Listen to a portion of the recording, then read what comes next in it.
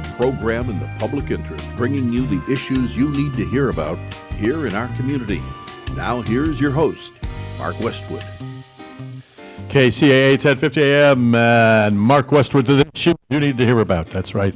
And I'm here with a good friend, esteemed trombone player, and from the San Bernardino High School Cardinal Big Red Machine. Tim. Hello, Tim. Hello, Mark. That's only accolade. He didn't peak early. Tim has done a lot in our community as an active member at City Council. We'll say that for sure. He is the president of the San Bernardino Democratic Luncheon Club. He is a practicing attorney. He practices a lot. Is that correct? Practicing 35 years. 35. Could it be 35? Oh, gosh, you're making me so old. I can remember when you were knee-high to a grasshopper with a trombone. Anyway, we played in the San Bernardino High School Marching Band along with Danny Tillman and a bunch of other notable people that have made well, including Steve Tanner, a sheriff for the San Bernardino County Sheriff's Department and things like that. Mark's too modest to say that he was actually a drum major for a time. Oh, yeah. I waved the stick, played saxophone, all that stuff. Had a good time. And also, to further your accolades, you are a city commissioner currently right now. That's right. I serve on the Charter Review Committee, which is tasked with reviewing our city's charter and making suggestions for improvement. Unfortunately, it was shut down by the city manager a couple years ago and defunded. So we're addressing that issue now with the city. And also, not to be last but not the least, for sure, past Grand Trustee of the Native Sons of the Golden West and past President of Arrowhead Parlor 110. Yes. Our local parlor is going strong, and Mark is also a past president. Yes, I am. We're past guys now. That means we're getting older? No, it just means we served out our terms is all that means. And the Native Sons of the Golden West Arrowhead Parlor 110 is going strong now under the leadership of Kyle Kerrigan. And I'm proud to say there was big changes that happened during my presidency. That's right, and mine too. We actually relocated for the first time in decades, and Mark was a big help to me in that process, and found our eventual landing place at the Enterprise Building, which is the former Andreessen Building downtown. And we are the lead parlor in diversity and among the Arrowhead Native Sons, not Arrowhead Native Sons, the Native Sons of the Golden West. And during our tenure and flight, we managed to convince them, among others, to allow other people, non-native-born citizens of Yucaipa, to support California, say they love California, and to be members of the Native Sons. That's right. We were a part of good change for the order because you don't have to be born here to love the state of California. And, I looked at a picture we took of a bunch of people that were recruited in the last few years, and, I saw people of every color, race, rock, height, weight, age. It was a really diverse group, and it was good to see. It wasn't just a bunch of, how can we say this, all non-colored people, or people of color, I should say. Pasty white old people. Pasty white old people. Another interesting feature is that our local parlor has the youngest slate of officers, thanks largely to the recruitment of Mark. Well, thank you for giving me that credit, but yeah, I'm glad we got him in there. And yes, we do have the youngest, I think, president right now in the state. Yeah, we've got some of the oldest too. We can't forget Jim Smith, but ouch! Sorry, Jim, if you're out there, or maybe Barbara. But no, we got a little Razar brothers once in a while. And by the way, we have both women and men, and in our parlor we call them brothers. But yeah, we do. We've got Ryan, who's in there now as our third vice chair. We've got Christian Shaughnessy, who's I think like maybe 26 years old. He's our second vice chair. Up and comer who's also running for city council. Yes. And Sam Works, near and dear to my heart, very strong character young man. He's going to be 26 on September 2nd. Wow. Yeah. They're just getting so old. And then there's Kyle. And Kyle is, I think, 27. He's the old man in the group. The Native Sons does a lot in the state of California to recognize our state and to help some of our more vulnerable people. But what I'm most proud of is the way we recognize historical monuments and their significance. We place plaques in front of them, and we celebrate California's history. That's right. And speaking of history, now we're going to talk a little about some history in San Bernardino. And in particular, for the second time around, there's an effort to rename a local park. Yes, the effort to change history, or at least the historical record, is quite disturbing when there's no evidence to support such a move. So let me explain to our listeners who are just joining us and don't understand. There's Seckham Lake Park in San Bernardino. It's a big park. It is like a mini Central Park in New York. It's got a beautiful lake in the middle of it. It's 44 acres. And over the years, it has come among disarray back and forth. Originally called Garner Swamp. And the whole downtown area, including where we are, was kind of swampland. Right. You know, there's the Meadowbrook Park, which has the big river through it, and it has a hot spring in it, also has some water in it. And you can see, if you could kind of take in your mind all these buildings away and just see that it was marshland and swampland and, you know, lakes that came and gone, including the one lake that was there, and they called it Garner Swamp. There were ducks. There were a lot of ducks and stuff around here. So this was a great place to go duck hunting around here. And one of the duck hunters was named W.C. Seckham. And he went on to become mayor of San Bernardino back in the days where we were... But we have to back up before that. Before that? Yes, so I'm going to give you a little history lesson because I've been doing it. So they want to rename Seckham Lake, and the reason they want to rename Seckham Lake is that they say that William C. Seckham was named in a lawsuit about Paris Hill Plunge as the mayor. And, of course, you know, as an attorney, when you have the affidavit of, you know, who you're suing, I think that's the right term for it. The complaint. The complaint, okay, and they name, you know, this in this case, it was Armando or Ignacio Lopez versus William C. Seckham, City of San Bernardino, et al. All the members of the council were named, as a matter of fact, and we have 7 council members plus the mayor. Plus, the city was named. So you had, 9 defendants? Mm-hmm. Right. And just like when Helen Tran, she gets sued too. The city of San Bernardino is always being sued for something, like all cities are. Yeah. There's always in some sort of a financial scruffle and or a legal scuffle. The mayor's name gets posted right at the top. Right.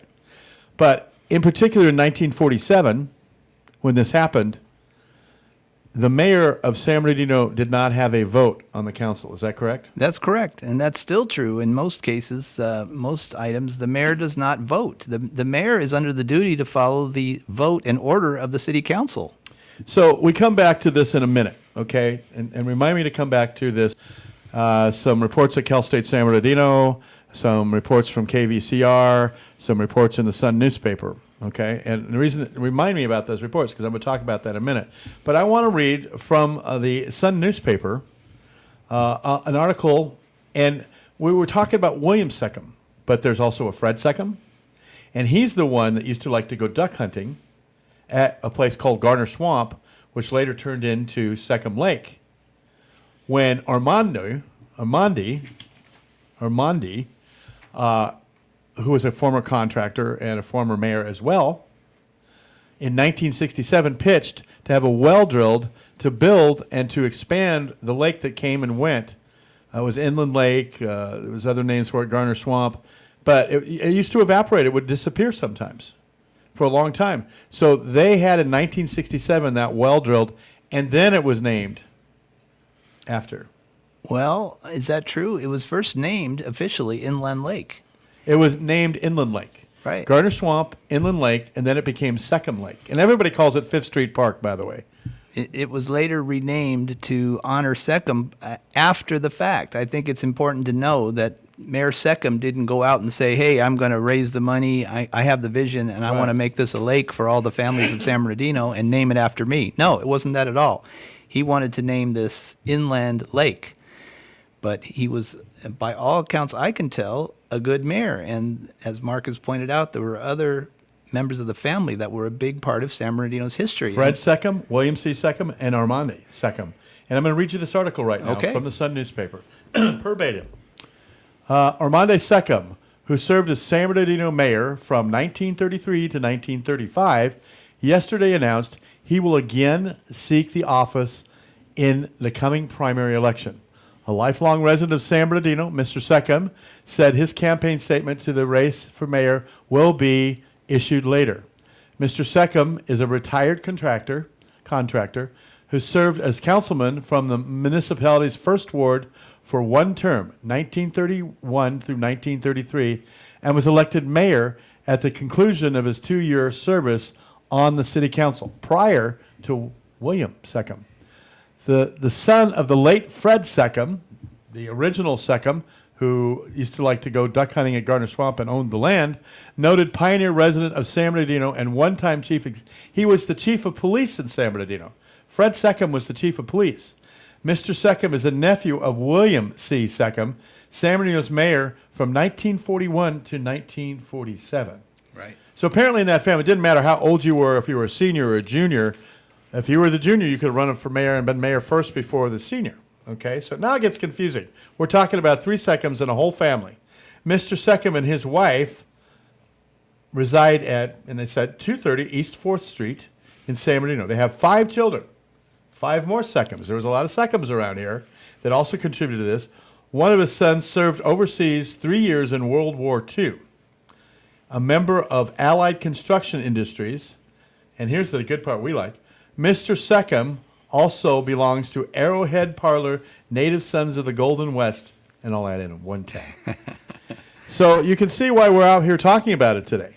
Yes, it's important for San Bernardino to preserve its history. In my view, the only way that we're going to turn this city's situation around is to find something to take pride in. And what is that in San Bernardino? We have beautiful mountain views. We have great people.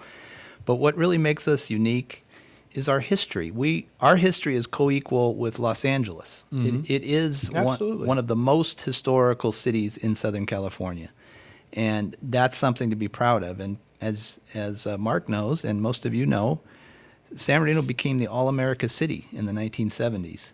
And features like Seckham Lake, which was the vision of W.C. Seckham, are a big part of what this city has to offer. But more importantly, I want to tell you, it's the vision of Armande Seckham.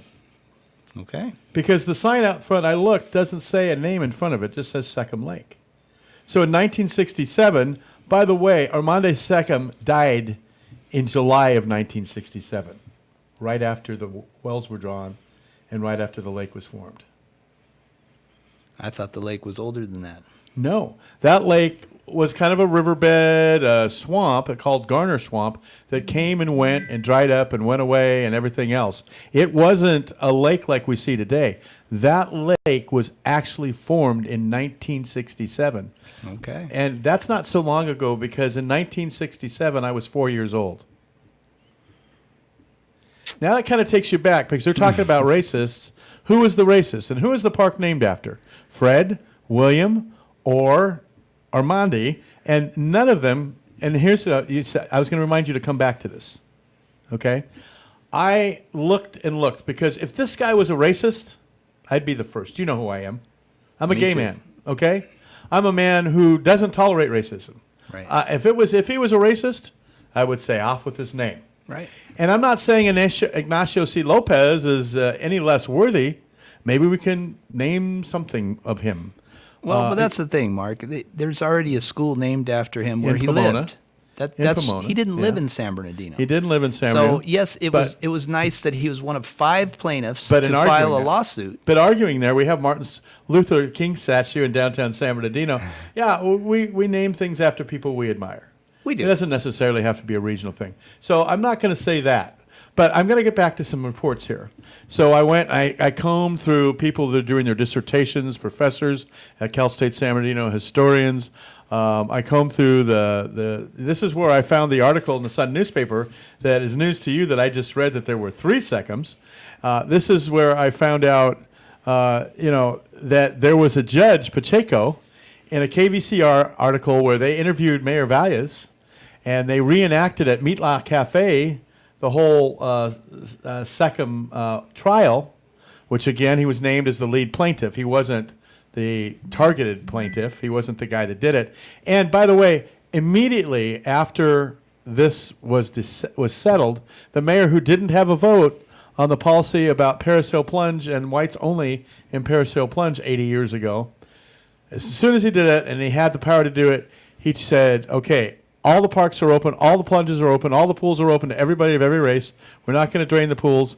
And the other thing he said was all white trade signs. White trade signs mean white-only signs throughout San Bernardino are to be taken down immediately, and those policies cannot be enacted anywhere. So he didn't just do the minimum. He went 180 degrees to make San Bernardino a leader, as it always should have been, as a city that doesn't stand for racism. He did the maximum Right. with what he was allowed to do. Remember, he didn't have a vote on the city council. And I don't know, I could do further research, but, and I'm a good researcher to find out and go back into the agendas of the city of San Bernardino to find out if there was any notes taken, any minutes taken, any statements made by him. I can't find them.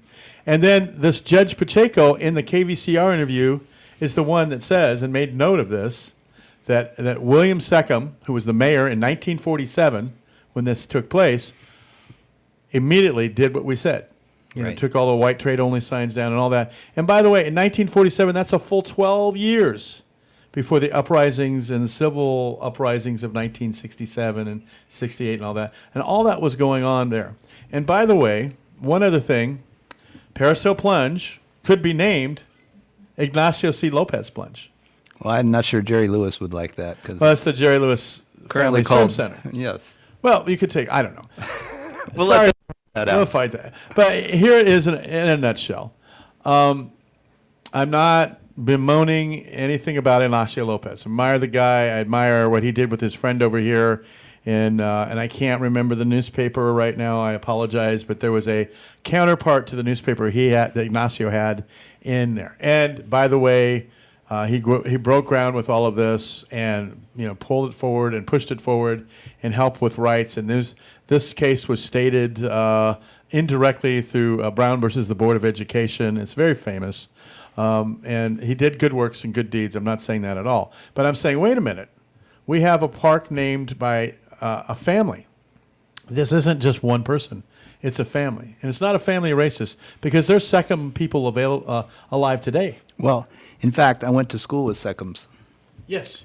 Yes, Mark and I both went to Not racist. Grade school and junior high. We used to call it. Now it's middle school here and high school here. And yes, Seckhams are still a part of San Bernardino. So maybe we call it the Seckham Family Park. It's a whole family of people that contributed to this park over the years. 3 of their family patriarchs, and then their sons and their daughters have contributed to the community, have been active members of the community. And I feel sorry for these people because, I can't find any words directly that William Seckham said that were racist. Right. There's been no evidence brought forth that Seckham was in any way a racist or a leading racist or that's what he stood for. And in if his somebody public can service. find that evidence for me, Yeah. if somebody could bring it forward to me, if somebody could bring me a direct quote, meeting agenda, I will get right on here right away and I'll retract everything I say. And Because I'll I back don't you up. believe, I don't worry about the people that say they're not racist. I worry about the people that say they're not racist. Let me requote that. I worry about the people that say they're not racist. I don't worry about the people that say, I'm working on it. Because everybody in some way or form has a prejudice of some sort or preconceived notion that they have to overcome. Right. Sometimes we all come in contact with each other and, we tend to see what's obvious in front of us, skin color or whatever. And no, that's not so. That's that person and not the whole race. And in this case, find me some quotes, find me something. Let's talk about it. I invite people to come back. But right now they're making a decision. They're running into this. And like you were surprised today, weren't you? And you're a pretty big historian. When I said there's 3 Seckhams.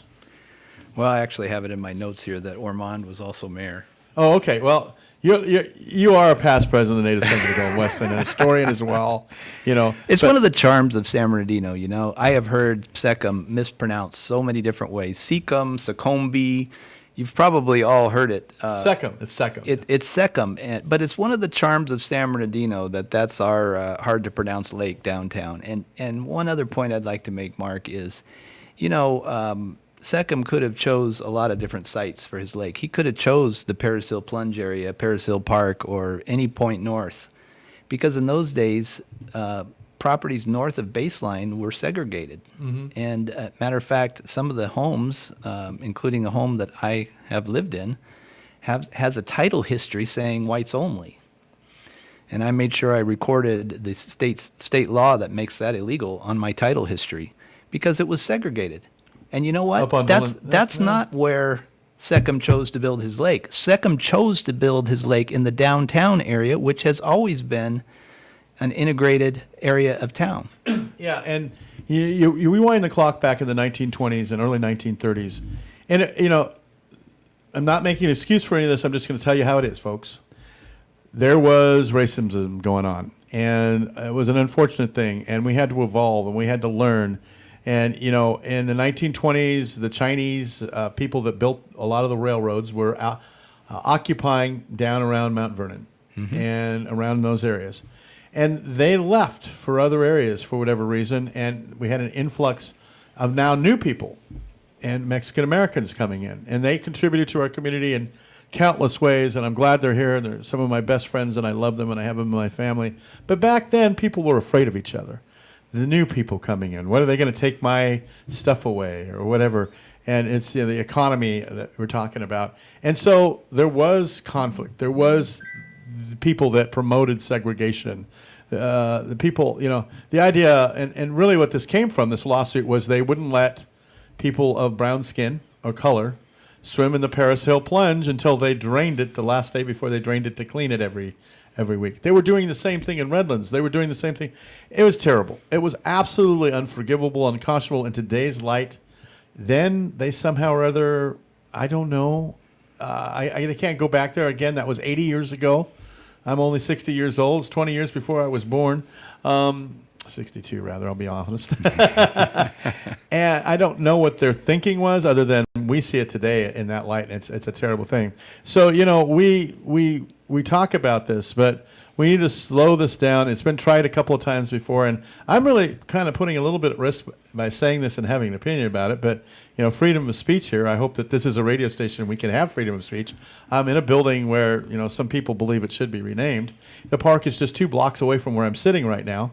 They're doing, much to the city's credit, an $13.8 million renovation, which actually has grown into about $16 million, mostly from the American Rescue Plan Organization and the American Rescue Plan Act. Legislation, which is under Joe Biden, by the way. Not anybody else. Joe Biden did that.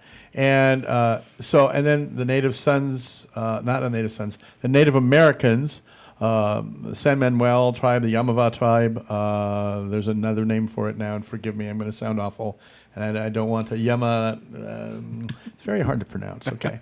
Anyway, they've just recently started calling them the people of the Pines, the Serrano Indians, people I love and know, have also contributed, as they always do, graciously in our town as well. So it's going to be a park that we can be proud of again. It's always been a beautiful park. At least had the bones to be a beautiful park, and now it's going to be even more functional. And why not keep our historical name on it, celebrate San Bernardino's history, including the All-America City, and set a rational policy that we don't just take people's name away from our history just because they happen to be mayor at a time that was less than perfect on a racial. And I'll go out one further, a couple more feet out on this branch, this limb. If you're claiming racism and you don't know it for sure, you haven't seen it, you haven't heard it, you don't see the document, you're just going on hearsay, that doesn't bear weight in a court of law. You know that. Hearsay does not. Saying that when you don't know for your own, ends to an agenda, which is renaming a park, I think is racist in and of itself.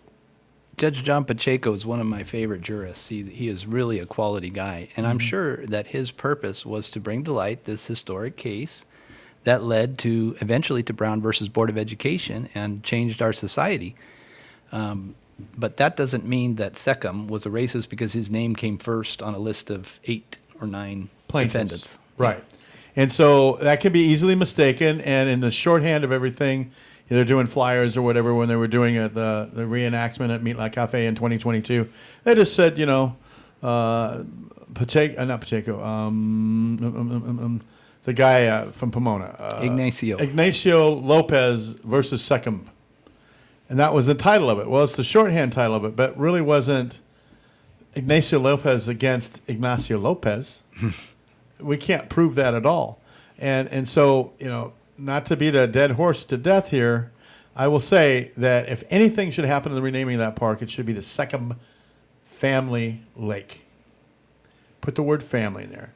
3 men in that family and several generations of family have contributed to that park, its land. The drilling of the lake in 1967 by Armande Seckham. Let's not do that. Let's find a great way to honor Ignacio Lopez in another way. And I believe our mayor has quoted just recently by someone who was a native son who confronted her about this, and she says, well, I don't think that's, she says that's probably not the right thing to do. She says, maybe we'll name a street after Seckham.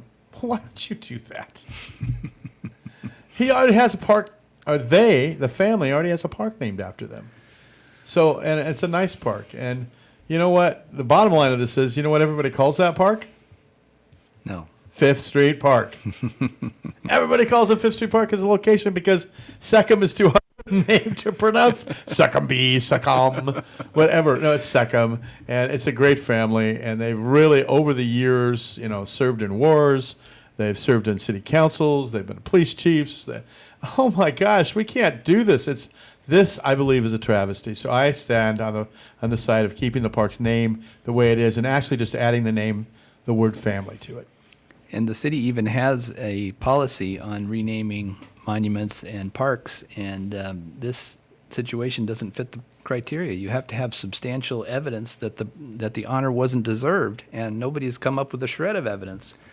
Everybody agrees Mayor Seckham is the driving force behind this lake, that he deserves this honor and credit, and generations of families of all colors and creeds have enjoyed that park in downtown San Bernardino.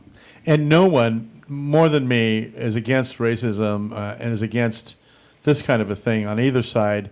And, Paris Hill Plunge is now called the Jerry Lewis Family Swim Center. I'd forgotten about that.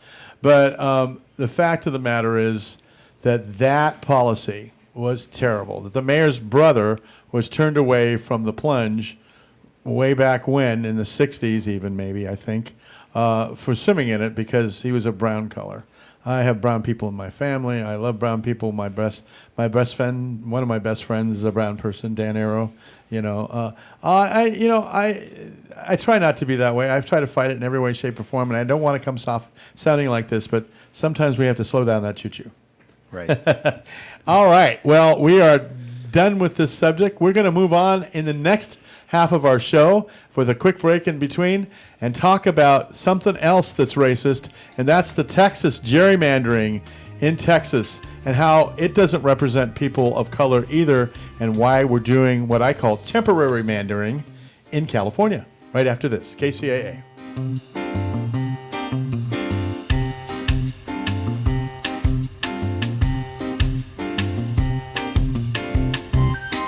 KCAA Loma Linda. The Legacy KCAA 1050 AM and Express 106.5 FM. What is your plan for your beneficiaries to manage your final expenses when you pass away? Life insurance, annuities, bank accounts, investment accounts, all require a death certificate, which takes 10 days based on the national average, which means no money is immediately available, and this causes stress and arguments. Simple solution: the beneficiary liquidity plan. Use money you already have. No need to come up with additional funds. The funds grow tax-deferred and pass tax-free to your named beneficiaries. The death benefit is paid out in 24 to 48 hours without a death certificate. You heard me right. Without a death certificate. Call us at 1-800-306-5885 105086. This is Milan Vukovic from the Tahibo Tea Club. We just received our first shipment since the new tariffs, and because our tea is harvested deep in the Brazilian rainforest, we have to pay a 50% import tariff just to release it. Once we run out of our current inventory, prices will go up. Right now, you can still stock up at today's pre-tariff prices by calling us at 818-610-8088.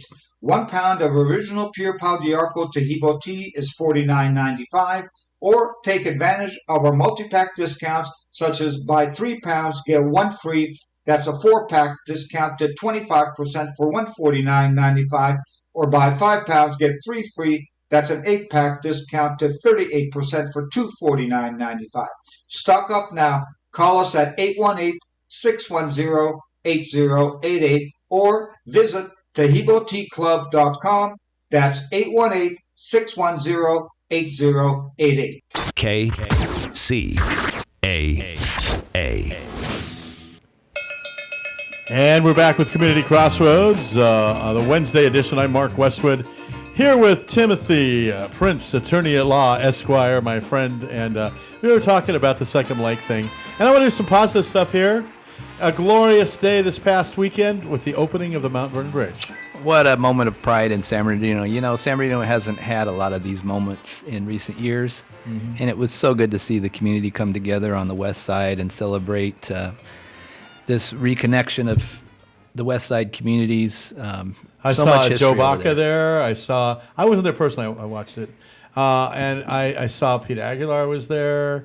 I saw all kinds of people. Lynn Summers from the Rialto Water District. The first public appearance of Senator Eloise Gomez Reyes after being horizontal fighting cancer for almost a year. Just wow. Amazing. And she's been fighting and still sticking in the trenches as well. And she's to be commended for that. Eloise Gomez Reyes, a warrior for this area. And I really applaud her and glad she's coming forward and coming out of it, and hopefully it will stay that way. She got at least $30 million of this bridge funded. She, of course, oversimplified it, being modest, that she made a phone call to get that $30 million. I think it was a little more than that. But, probably, yeah. And her husband, Frank, is always, Reyes is always working hard, and was a warrior down at San Bernardino Valley College for many years. Yeah, He's still on the board. Them. I admire them. We're going to be naming something after these people someday. I'll tell you what, and I think they're very worthy of it. Now we're going to talk about something else here, because I guess we're going to slide into this. And it begins with Greg Abbott, governor of Texas. Why should we be worried about that? I saw a map, by the way. And the map, Texas has had this big falderall, legislators, Democratic legislators leaving because, President Trump called up. Oh, by the way, I want to let me put a halt on something. We heard a commercial just now, and it just changed, and everybody's been listening to our guy here with the Wonder Bark for a long time, and he's been one of our sponsors, and we're very grateful to him. And Tahibo Tea is the name of it, and so it kind of blends in. But now he's come on, and he's doing a new commercial. And unfortunately, he's going to have to raise the rate of his tea, which is a cure-all for a lot of things. And I'm not going to make all the claims, but I will tell you that a lot of people have given me testimony that they've taken and drank this Tahibo tea, and it's done wonders for them. And this is a great thing, and it's a health product.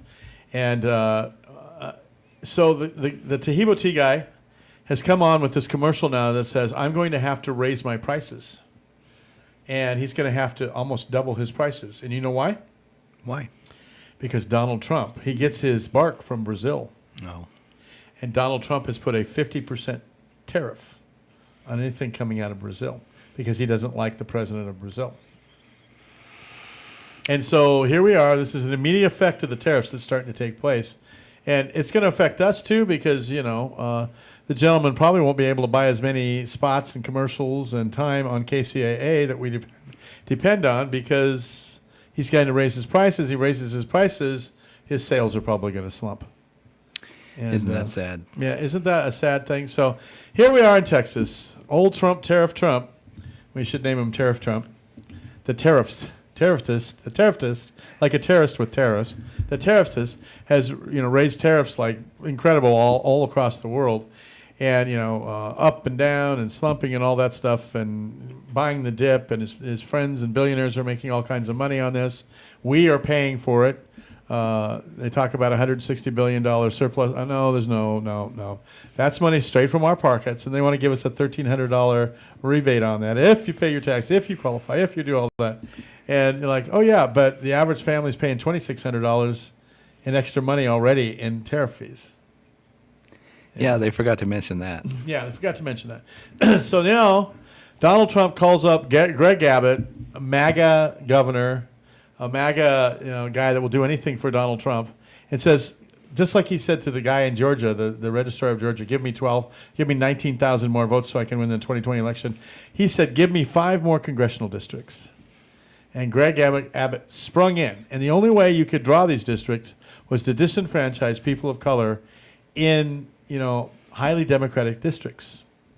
And there's literally a map. It shows the congressional districts and the little itty-bitty dots that are still Democratic districts in Fort Worth and Dallas, and the big cities, Houston and all that.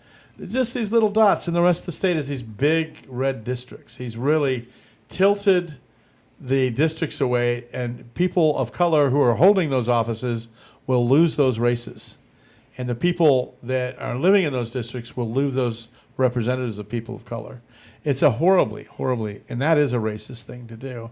And it's just because Donald Trump wants to stay in power and rig the elections for 2026. And gerrymandering's nothing new. Both parties have done it. But what's new is in the middle of a cycle, every 10 years we have a new census, and we reapportion, and states draw their maps. And good states like California draw them fairly by our Redistricting Citizens Commission, and other states might gerrymander them.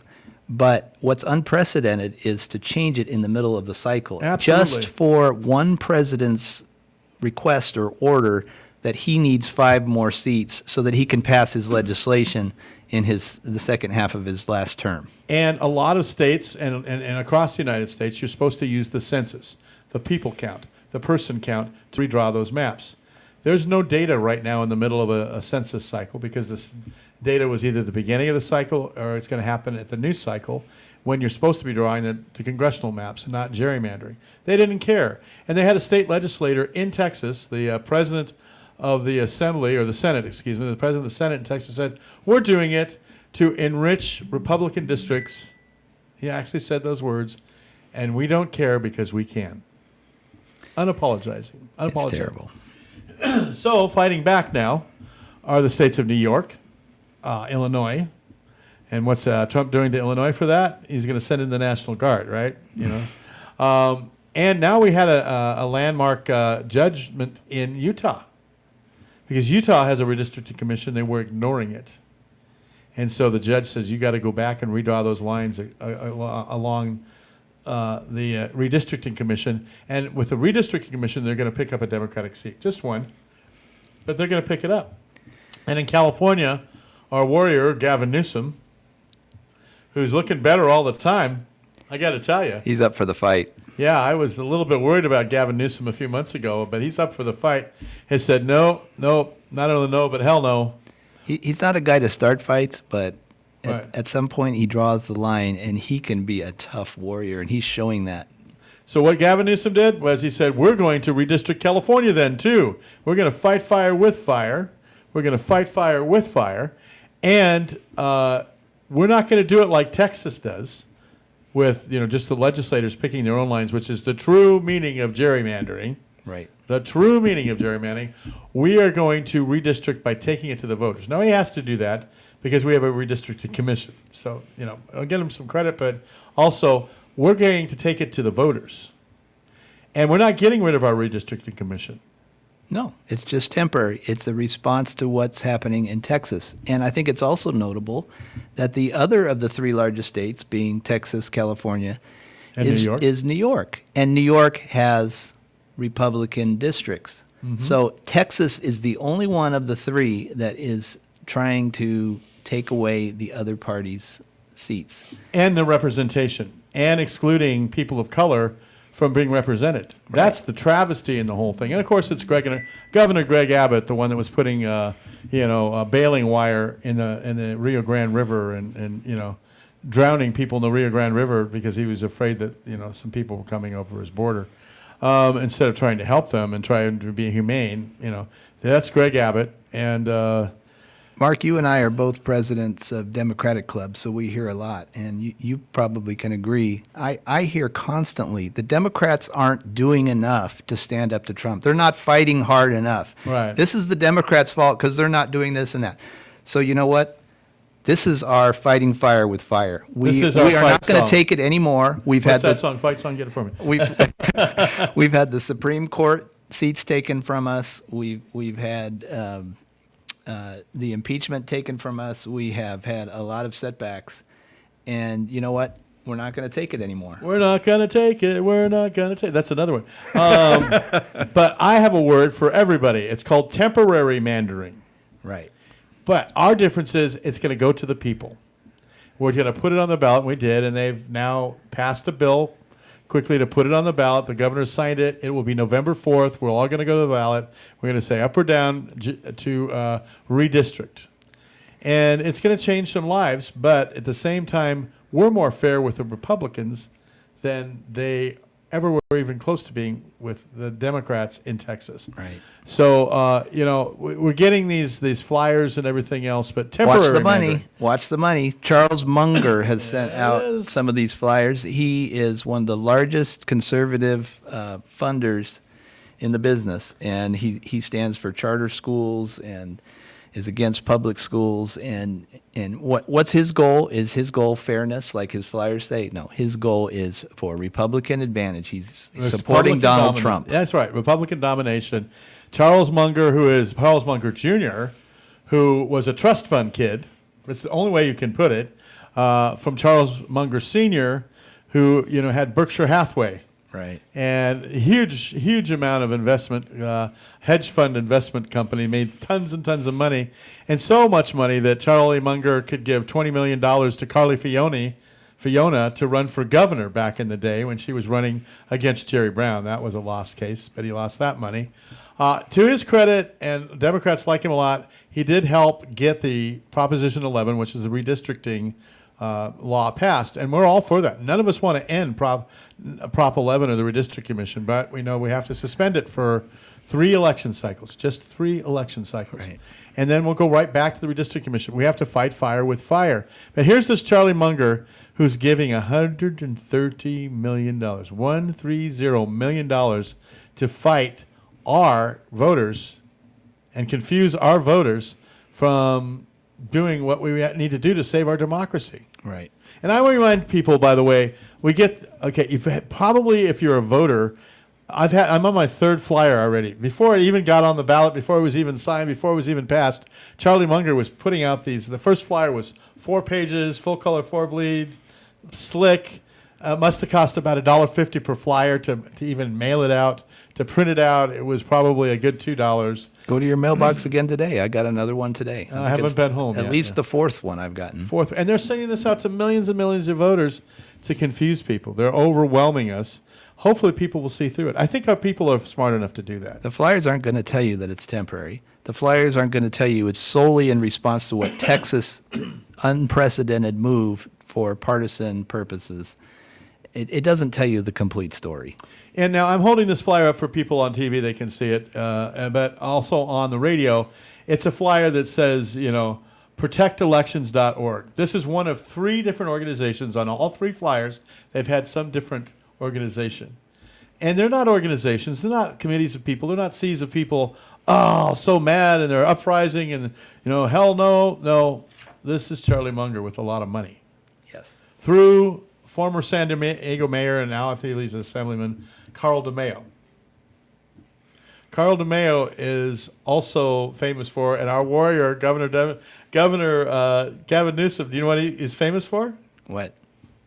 I can hardly say this on the radio. I have to be careful how I say it. A lot of times Trump says things I can't quote either. Apparently, he is famous for going for sexual harassment, number 1, of other males. He's gay. He's the big recipient and leader of this movement against redistricting. He's famous for gratifying himself in the public restroom at City Hall where he was mayor. Okay. I hate, you can't make this stuff up. It is not anything, I mean, oh my gosh, what is with the deviance of the Republican Party? I don't even want to go there. Let's talk about gerrymandering or temporary mandering. In California, it's temporary mandering, redrawing the lines to fight for our democracy. And why are we fighting for our democracy? Why are we doing this? Because Texas did this. Why? Because now it's rigged against us to win in the midterms against Democrats, for the people to take back the United States of America from this MAGA Congress who's letting our president grab people off the streets and kidnap them, harvesting people, who's enacting these tariffs, is why Taheebo Tea has to raise their money 50%. We're going to see more of that coming on. All of these things, these horrible things that Donald Trump does, Epstein. I got to tell you, this man is not worthy of presidency. Howard Dean screamed at a political rally, and we said, no, he can't be president of the United States. Look what this man has done. He's been convicted 34 times he's a felon, sexual assault, sexual battery. He's been hooked up with Jeffrey Epstein. This guy rolled out the red carpet for a murderer, Putin, who's wanted in 42 countries, has an arrest warrant in 42 countries. And accomplished nothing. So All this negotiating ability and foreign policy that he claimed it was going to rectify. On the first day. He's done nothing. I mean, immediately, Russia started bombing the heck out of... While the summit talks were happening in Alaska, they were bombing Ukraine. By the way, I do have my Ukrainian bracelet on because my grandfather was born in the Ukraine. Yeah, I like it because it's also Cal Berkeley colors. Oh, is also Cal Berkeley? You thought it was it's also UCLA colors. There you go. Anyway, so going back to this, vote yes on Proposition 50. Get online and donate, because we the people are being inundated in our mailboxes with money, and there's going to be a lot of confusion going on, the confusion votes. Do we vote no to the gerrymandering, or do we vote yes on Prop 50? You vote yes on Prop 50. They're going to do that too. Look how they're wording their flyers. No. Look how they're doing this. It is, temporary. It is not permanent. We are more, it says, politicians picking their voters. No, the voters will be at the ballot picking their district lines, and they're that. Save seats for incumbents. No. Politicians picking their voters is what's happening in Texas. And none of this would be happening in California if it wasn't for Texas. And then he has, and Munger on his flyer here from Carl DeMayo, has the audacity to say transparency. There's no transparency in having different names for different groups that don't really exist, that exist on paper only, and you're funding with multi-millions of dollars. They're not the voice of the people. They're not free speech. This is corporations are people too. This is corporate money. Berkshire Hathaway, that's not in California. That money is from the East Coast. MAGA. We're fighting for democracy. And that's what this is all about. This isn't about trying to gain a political advantage. We're fighting for democracy. So, skip all their stuff. Throw the stuff in the recycle bin. It can't even be recycled because it's got colored ink on it. It's a total waste of trees. Every time they print one of these flyers, do you know how much this costs? Like a lot of money. Yeah. But it also costs us in our environment. This is a forest full of trees. This is a swimming pool of chemicals being dumped into our rivers and oceans that print this stuff. This spells death. This spells destruction, not just to our democracy, but to our environment. Yeah, and to think that this is done even before the ballots are printed. As soon as the legislature was in the final stages, they start sending out these expensive mailers because they don't want the voters to know the fair, full picture. They want the voters to just make a gut reaction. Oh, this is gerrymandering. I don't like gerrymandering.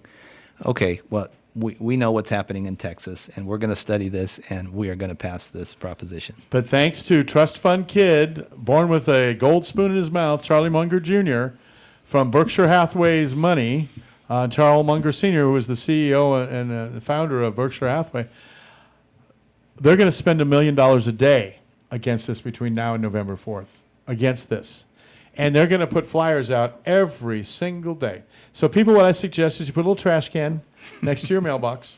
It comes in, you touch it for a minute briefly, maybe use some rubber gloves because it's really dirty, and you throw it in the trash can. You rip it up. Oh. You rip it up. You put it into shreds. You toss it in the air, and you get rid of it. I'm glad those all landed on the table, by the way. I don't have to pick them up that way. But for our folks who are on TV, you didn't see me rip that up, but I did. And shame on you, Charlie Munger, and shame on you, Carlin DeMayo. Get out of the restrooms and get back to serving people. And, vote yes on Proposition 50. It's the American way. It's temporary mandering. And do you have anything else to add before we quit? No, I'm just proud of our governor, and I'm proud of our Democrats taking action instead of just, forming a defensive position and hunkering down and trying to get through these remaining years of the Trump presidency. It's about time we did something to fight back. The little guys need a win. We need a win. We need a win, folks. Get out there. Vote. Get to the ballot boxes. Vote yes. Vote yes. Vote yes. Vote yes. It's time. We've been beat up and thrown down, and think of the people. And, I just want to close this in remembrance of, all these Republicans who protect gun rights. And to the parents that do not get to kiss their kids goodnight tonight because those 11 kids were shot and because 2 of them died, that we remember that in the end of all this, it's about life. And the most pro-life you can do is to end gun violence. And stop this sickness, this MAGA sickness, this gun fetish that's going on. Nowhere else does this happen anywhere in the United States, anywhere in the world. That's right. Nowhere else in the world does it happen. Only in the United States. This is a sickness, people. This is a mental illness. I don't know what you call it. Assault weapons don't have any proper purpose. They are only to kill masses of people. You do not solve things with violence. Even Ronald Reagan recognized that. Right. He had a gun violence on, semi-automatic rifles, a gun ban, on semi-automatic rifles. He had the Brady Bill. Of course, he was shot himself. Yes. When it affects you directly. And eventually, folks, it's going to affect everybody directly. We've got to stop this gun violence. It's such a sad thing. And, hug your kid, hug your daughter, hug your son tonight. Hug each other. It's love. It's not about violence. And violence solves nothing. And you're not going to be famous. You're going to be infamous for a little short while, then everybody's going to forget your name. Do you remember the name? Maybe you do because you're smart. Do you remember the name of the San Bernardino shooters? No. Nope, neither do I. And this happened in my community. I know about them. I know what they were. There's a beautiful memorial at the county civic building for the Inland Regional shooting, and all San Bernardino citizens should go see that. Yeah, and for the families, we are deeply sorry. I do offer my prayers. So there's nothing wrong with praying for the families and for everyone. Thoughts about it, words about it, action about it is better. Can't just point and click, folks. On all of this, you got to get out and work. You got to get out and protest. There's a protest on Labor Day from 9 to 2 in downtown Redlands on what they call Constitutional Corner. It's at Redlands Boulevard and Citrus. Right there. Go get a sign. Make a sign. Protest. Thanks for having me, Mark. You're welcome. I think we've done our damage today. I appreciate you listening. I hope you agree with me. And from right down the corner and around the block, I'm Mark Westwood on KCAA 1050 AM 106.5, the station that leaves no listener behind. This is our life. This is our song.